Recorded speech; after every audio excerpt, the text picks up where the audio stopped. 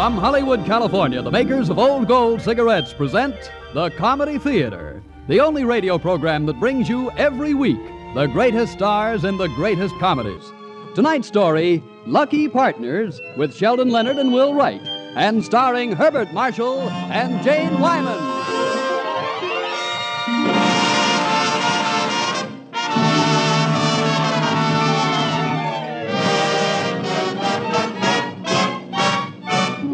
And here is the director of the Old Gold Comedy Theater, Mr. Harold Lloyd.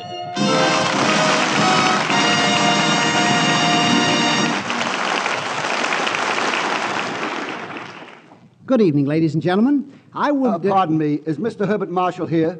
I'm Herbert Marshall. I've got a summons for you. A summons? What for, Bart? I don't know. I'd better read it.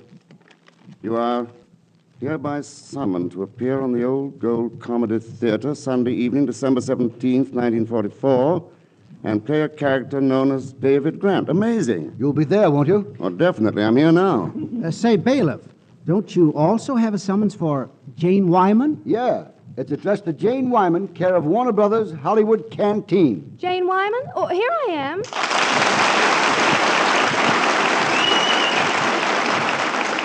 Well, I've heard a lot of things about radio, but this is the first time I've ever heard of it taking the place of a process server. But since we're all here, let's get on with tonight's play.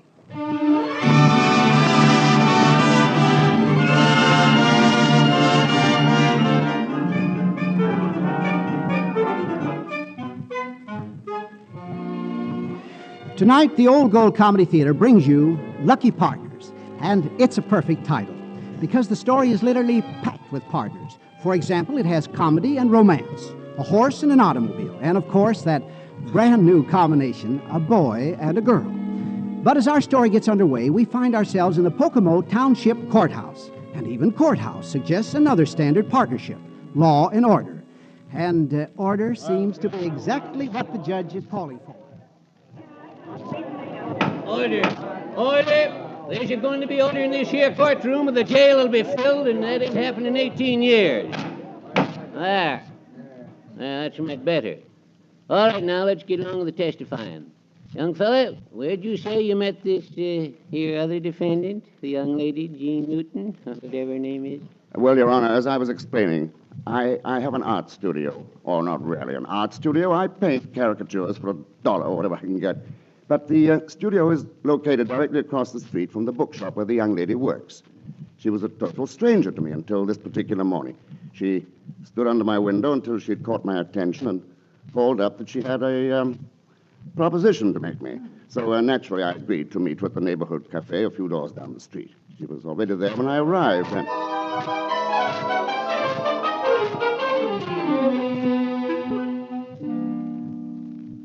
When you were called up from the street, you said you had a proposition to make me in this... Oh, I'm sorry. You don't know my name, do you? It's Newton, Miss Jean Newton. And you are... And I am David. David? Just David? Just David. That is, it's usually sufficient when I'm being propositioned. I beg your pardon. Oh, yeah, of course, yes. Mr. Grant, the proposition I have to make you is a business proposition, purely business. Yes, I was afraid of that. Well, go on. Well, early this morning, you passed me on the street, and as you did, you smiled and said, "Good morning, dear neighbor. Good morning and good luck." Miss Newton, to be honest, I said that to a dozen people this morning. Oh. But to be perfectly honest, you are the only one I recall saying it to. Oh. Well, you see, not 5 minutes after you passed me on the street, I had good luck. Someone gave me a dress that must be worth at least $300. You will probably think I'm childish or something, Mr. Grant, but I've got a hunch that if you buy a sweepstake ticket with me, we'd be partners, that we might just win. Oh, you will, won't you? You mean a ticket on that horse race they run in England? Well, of course. Oh, Mr. Grant, the ticket only costs $2.50, and that's only $1.25 apiece. And if we win, we stand to collect $150,000. Well, it's only $1.25, and if my hunch is right... Miss Newton, it's not the money with me. It's sheer masculine curiosity. Anyone can see you're intelligent. And in all the right places, too. So, why should an intelligent girl like you want to gamble? Oh, because I want to get married. And I happen to be the kind of a girl who has too much pride to run to her husband every time she needs a nickel. I want to be independent. You want to be independent. Well, then why get married? Mr. Grant, all I intended to do was make you a clear and simple business proposition. Either you're interested or you're not. It's yes or no. Well, if you do win and you get married, what will you do next? Next? Why, Freddie and I shall go to Poughkeepsie. Poughkeepsie on a honeymoon? Well, Freddie's going to manage the Poughkeepsie office for his insurance company. We'll have our honeymoon later. Oh, no, you won't. A honeymoon isn't something you can put away in cold storage like a mink coat, young lady. If you try to, you'll find it just isn't the same moon. And usually not the same honey. See here, Mr. Grant. However, I will go into partnership with you on this sweepstake ticket but on one condition. Condition? Yes. Since you and this, Freddie are not planning a honeymoon, I propose, if our horse wins, to spend my share of the winnings taking you on a honeymoon trip. Taking Freddie and me on a honeymoon? Yes, except I wasn't planning on taking Freddie. Hotels are quite crowded, you know. What was that again? It's quite simple. I'm offering to spend my $75,000, if we win it, on a trip with you, which I assure you will be quite proper. You see, Miss Newton, you're not paying attention to me. Yes, you're right, Mr. Grant, because that gentleman who just walked in is Freddie. Oh. My Freddie, Mr. Grant. And just between us, Freddie was All-American fullback 3 years ago. Oh, there you are, Gene. Your aunt said you were talking to someone about a sweepstakes ticket. Oh, I'm sorry. I didn't mean to break something up. Breaking something up is a dandy suggestion. Mr. Grant, may I present my fiancé, Mr. Harper? Oh, hello, Mr. Harper. I read your magazine every month. Magazine? My magazine? Oh, yes, I get it. Harper's Magazine. Yes, that's pretty sharp, chum. I got to pull out a few of my insurance prospects. Freddie, please. But, Gene, that's funny. Harper's Magazine. Don't you get it? Oh, yes, I get it all right, except that isn't all I just got. You see, Freddie, I offered to split a ticket with Miss Newton, and if we happen to win, to take her on a honeymoon trip. There, now you see, he said it again. Now, look, chum. If you mean what I think you mean, come on outside. Oh, couldn't we discuss your future happiness just as well in here? My future happiness? Of course. Now, nothing will make a man so happy as a contented wife, isn't that so? Sure. And nothing will make a wife more contented than to travel and see the world before she settles down in Poughkeepsie. Oh, yeah. It seems to me there's something wrong someplace. Now, wait a minute. I know what's wrong. You're a stranger.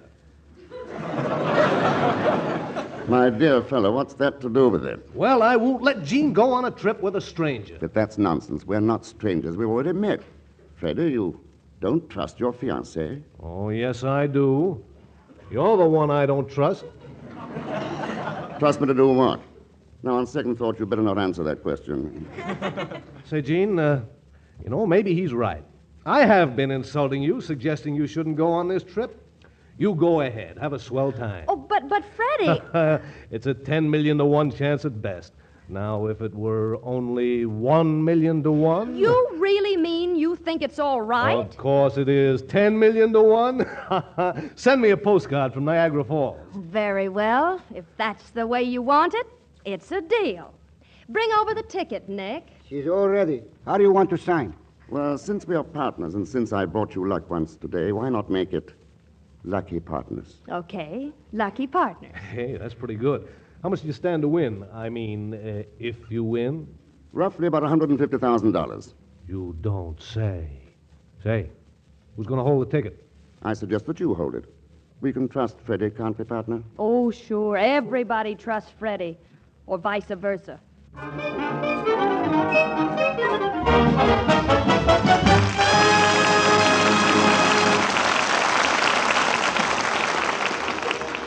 So, it seems that Freddie is a trusting soul, and it will be very interesting to find out whether or not he's right.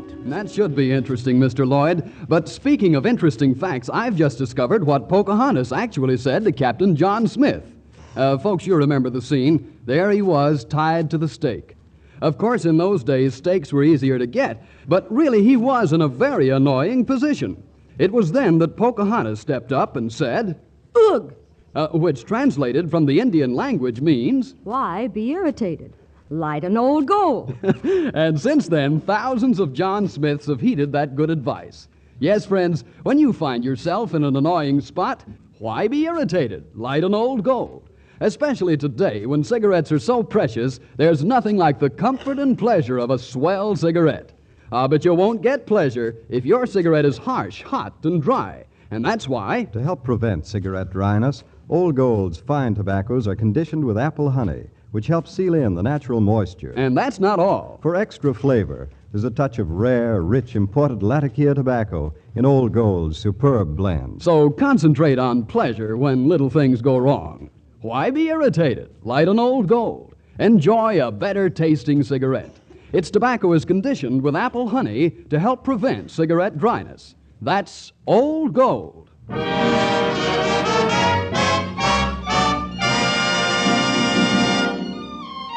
Now on with the second act of tonight's Old Gold Comedy Theater presentation, Lucky Partners, starring Herbert Marshall and Jane Wyman. And here is your host and director, Harold Lloyd. Well, from the testimony of David Grant and Gene Newton, a lot of water has gone over Niagara Falls since we left them. First, David and Gene's ticket in the sweepstakes was drawn, and a professional gambler offered them $12,000 for their ticket, previous to the race. And Freddie, being a self-confessed businessman, sold Gene's half of the ticket for $6,000 without telling David. When Gene heard this, of course, it infuriated her, and she went directly to David Grant with a confession and $3,000, which she insisted on his taking. What did David do with his money? Well, that's just what we're going to find out. David, how much of your $3,000 did this car cost? What's the difference? I've registered the ownership in your name. The car is sort of a wedding present for you. And Freddie. Oh. Well, do you think he'll marry me when we get back? Why not? If he loves you. I made the reservations at the Niagara Falls Hotel in the name of David Grant and sister. Rooms not necessarily adjoining. Well, that's very considerate of you. And incidentally, that's just how it's going to be. Brother and sister. You're telling me? I still think you should have told Freddie what we were up to. And why should I? I made a bargain with you to make a harmless trip. Or so you said. Freddie approved this bargain, and right in front of you, he said he trusted me. By the way, when Freddie was All-American fullback, did he fall on his head much? No. He trusts me, and I trust me, too. As a matter of fact, Gene, so do I. Darn it. Oh, look, that sign we just passed said Niagara Falls, 31 miles. It's quite a drop, isn't it? Oh, brother. What is it, sister? Oh, you're a painter, aren't you? Why, yes. Well, then stick to your easel, weasel.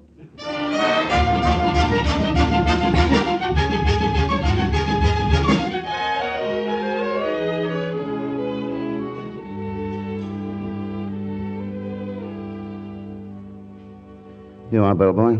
Thank you, sir. Thank you very much. Well, it appears that our rooms are adjoining, after all.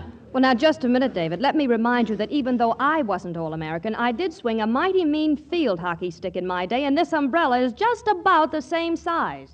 Well, in that case, I won't say what I was going to say. You won't say what? Oh, I don't want to offend you, Gene. David, you'd better go to your room now. Good night. Well, this isn't exactly as I planned. Oh, no, not what you're thinking. I'd planned a supper, but no difference. An artist can always paint his dreams. It's a good thing this weasel has an easel with him. Oh, David. David, you are a fine painter, aren't you? I mean, I don't know exactly what I mean, except that I've always had the feeling that a painting is like a woman you loved and married, who failed you. Is that it, David? I can't explain it to you, Gene, any more than I can explain why I took you on this trip. I mean, taking away like this is only hurting you and doing me no good. It's like renting the Blue Boy, the Mona Lisa. Renting it for an hour to stare at it from the distance, then having to give it back. Is that music? Oh, yes. There's an open-air cafe in the courtyard below us. Can't you see it? All those couples on their real honeymoons, holding each other close and hardly daring to breathe, and dancing. And dancing as if the next note would be the last. They're dancing. I can't quite make them out, but perhaps they're dancing like this. David. Oh, David, you... No, I shouldn't have kissed you, and certainly you shouldn't have kissed me back. However, it's taught me a lesson. I'm better off and you're far better off if we don't see each other. So now, finally, good night. Good night, dear sister. Oh, but David, I do want to talk to you. I want to talk to you about you, your painting, your... I'm sorry, Jean. Good night. Good night, and wonderful dreams. Oh, David, if you'd only... Oh, why does a man always have to act like a man?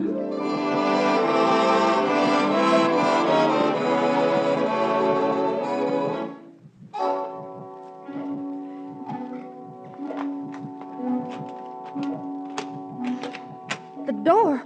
Who's there? And who did you expect? Freddie, what do you mean by sneaking into my room? How did you get in here anyhow? Now, do you take me for a complete fool? I'm a businessman, you know, and bellboys, well, they appreciate $1. I wanted to think things over, Gene, and now that I have, I've decided to settle with this cheap, arty boyfriend of yours right here and now. You're ridiculous, that's what you are, ridiculous. You can see he's not here. Afraid, that's what he is, afraid that I'd come after him, but by glory, I'm going to drag him out of that room of his and sweep up the hall with him. All right, chum, open up and come out here and get your medicine like a man. If you don't open that door, I'm going to come in and get you anyhow. Freddie! All right, then. No door is going to stop me from giving you what you deserve.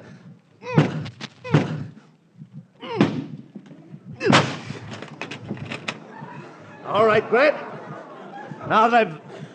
Hey, where are you? Freddie, David's not here. He's left. His bags are gone. Well, I'll be... Here, what's this? Note? A note? Let me have it, thank you. Well, is it a note from him? Never mind, Freddie. And after your performance tonight, I suppose you know that I'm not going to marry you, ever. But since David has walked out on me and taken the car, the least you could do is drive me back to New York in the morning.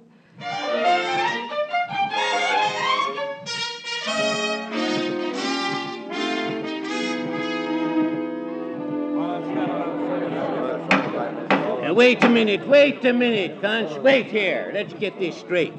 You there, the football player. You smashed down the hotel door of the room belonging to Miss Newton, who owned the car this other fellow was driving at 70 miles an hour. And... No, Your Honor. Exactly. All right. Now, wait a minute. Since it'll help the court just a little to find exactly what your names are, your true names, we'll start all over again.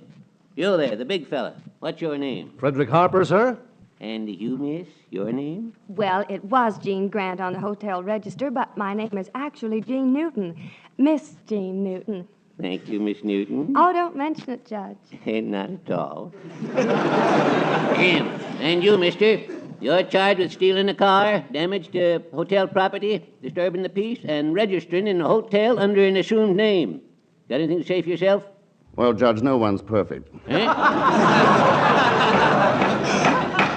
What's your name?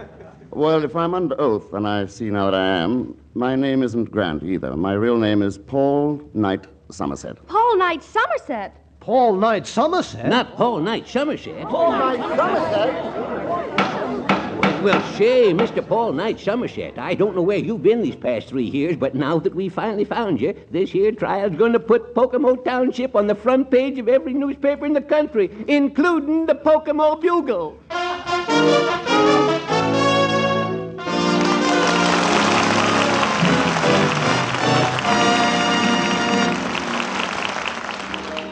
Now, before we continue with the Old Gold Comedy Theater, the truth about the cigarette shortage from Bob Williams. The big question everybody's asking is this: why is there a cigarette shortage? Well, there is a reason. In fact, 3 big reasons. Reason number 1. Like many other manufacturers, cigarette producers are faced with a manpower shortage. Many of the men and women who made your cigarettes before are making vital war goods now. So that limits the number of cigarettes that can be made. In spite of these difficulties, we're turning out all the old golds we possibly can. However, There's reason number 2. more people are smoking more cigarettes than ever before. The demand for old gold has actually tripled in recent years, so there just aren't enough to go around. But you can be sure we're distributing all old golds fairly. No cigarettes are being held back. And here's reason number 3. Billions of cigarettes go to our armed forces overseas. In fact, a substantial part of old gold production. Then why are some of our GIs abroad also faced with shortages? Well, in a recent press release, high Army authorities made this explanation. For the big push to Germany, ammunition must go through first. Less essential items pile up on the dock. But tremendous quantities of cigarettes are being set aside for our armed forces. So remember, Manpower shortages at the plant. Increased smoking at home. Enormous shipments to our armed forces. those are the big reasons why you can't always buy old gold and most other popular brands. Now think of those reasons when you hear irresponsible rumors about the cigarette shortage.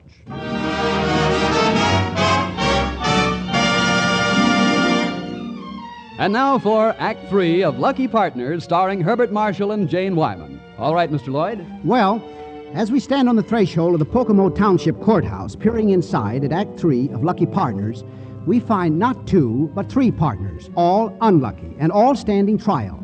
Reading from right to left, there are Gene Newton, alias Gene Grant, Freddie Harper, alias, well, after all, that's a matter of personal opinion. And finally, the man we knew as David Grant, who has turned out to be the renowned painter in oils, Paul Knight Somerset, who has been missing for 3 years. At the moment, the judge has Gene Newton on the stand. Miss Newton, you say that this Mr. Somerset, or Dave Grant, as you knew him, stole your car? Well, he took it, Judge. But, Your Honor, I left a note for her, and I... Didn't read the stupid old note. Besides, I didn't believe a word it said. Your Honor, I must object to that type of testimony. Objection overruled. Thank you, Judge. My pleasure, Miss Newton. And now, previous to illegally taking your automobile, Miss Newton, did this Mr. Somerset or Grant attempt to win your confidence? Oh, definitely. Your Honor, I object. Overruled. Much obliged, Your Honor. Think nothing of it, Miss Newton. Now, just how did he try to win your confidence? Did he make love to you? Judge, Overruled. And you're welcome, Miss Newton. Well, did he make love to you? Well, not definitely. It was more by indirection. Oh, yes. You mean he didn't say much, but he did put his arms around you? Well, Well, look, let's put it this way, Miss Newton. Did the defendant, Paul Knight Somerset, ever kiss you? I object. Oh, okay. Objection sustained. But, look, now let's try it another way. Did you have any reason to believe that Paul Somerset or David Grant was in love with you? Definitely not. Mr. Somerset, let me ask you one question. Did you ever make love to Miss Newton? Well, not openly. But you do love her. I've got an objection coming this time with a capital object. No. Too bad, Miss Newton. Overruled. Sorry. Oh, it's quite all right, Judge. Thanks just the same. Don't mention it. Well, Mr. Somerset, you think that Miss Newton felt that she was in love with you? Your Honor, I have too much respect for her intelligence and perspicacity to have ever believed that of her. Now, wait a minute, Your Honor. He can't go around saying my fiancée has well, what he said she had. May I object to that one, Judge? If you don't mind, this objection is definitely mine, Mr. Somerset. Well, let's make it unanimous. The court objects, too. My thanks, Your Honor. Mine, too. Oh, forget about it. This one is on the house. Oh, Judge, just because Mr. Somerset once illustrated a book which was banned and for which he was sentenced to prison for 6 months, he decided to become a recluse and set out in his childish way to get even with everybody for being misunderstood. I just happened to be his latest sucker. So after humiliating me, he gave me the old heave-ho, ran off, and made the mistake of taking my car. Your Honor, not that it makes any difference, because I did take Miss Newton's car, but my illustrations for the Book of Legends have nothing to do with this case. Okay. I've heard enough about your darn book. Step down, Miss Newton. This court's about to temper judgment with mercy, and maybe just a grain or two of down east horse sense. Now, we'll take the defendant, Frederick Harper, first. Yes, Your Honor? Oh, stop being such an eager beaver. All-American four-letter man. I'll bet the letters were D-O-P-E. Any man engaged to a girl like Miss Newton who'd even dream of letting another man take her on a trip is... Oh, never mind. I'm fining you $25 for damaging hotel property and letting it go at that. Oh, thank you. Oh, dry up and sit down. Charlotte, Miss Newton, it's evident that you have been made a sucker of by both of these so-called men, and particularly by a friend, Mr. Somerset. Any man who would illustrate a book of fables with suggestive drawings he's the type of man whose mind is so foul. Now, wait a minute, Judge. I'm objecting to that. That's no way to talk about a sensitive artist. And what's more, Miss Newton, I'm doing the talking here. Well, go on. Sentence me for contempt of court. But I'm telling you that you owe Mr. Somerset an apology for what you just said. And as a matter of fact, for the entire bench for the mistake made 4 years ago when another judge who couldn't see beyond his nose sentenced Mr. Somerset to jail. But Miss Newton... And if that's contempt, then give me 20 years because I've had my say and I'm through. All right, Miss Newton. I'm going to sentence you. Mr. Somerset, you're up for sentence, too. You want to be sentenced along with Miss Newton? Well, we started out as partners, Judge. Good. Then in that case, I am sentencing you both to 5 years at hard labor. 5 years for what? Well, for doing things against the law, that's what. But I tell you what I'll do now. I'll suspend that sentence if you'll both do me a favor. Favor? Yes, look. I've been judge of this here court for 17 years, and not once have I had a chance of marrying anybody. By the time they get up here to Niagara Falls, you're already hitched. Judge, I object, and what's more... $50 for contempt. And the court will put it toward a wedding present. Well, how about it, you two? You're gamblers on horse races. How about taking a real chance for life? Well, Jean? Well, David, what can a girl do? It's a court order.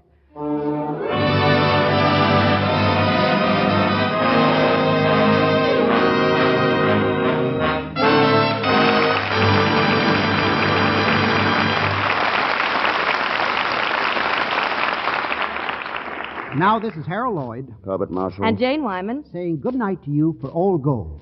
And I hope that you'll be with us again next Sunday when the Old Gold Comedy Theater presents Louis Hayward and Brenda Marshall in Bachelor Mother. See you then.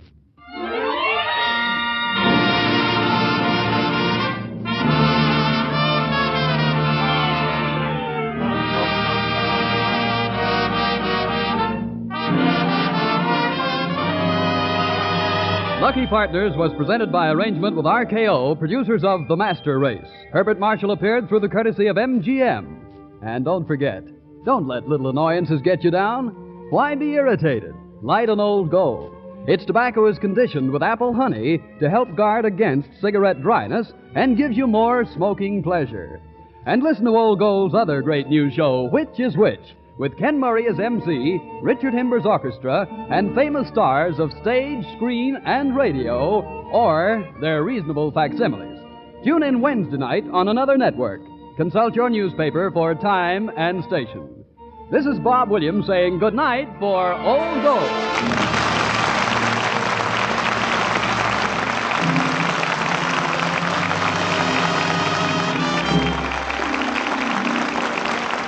This is the National Broadcasting Company.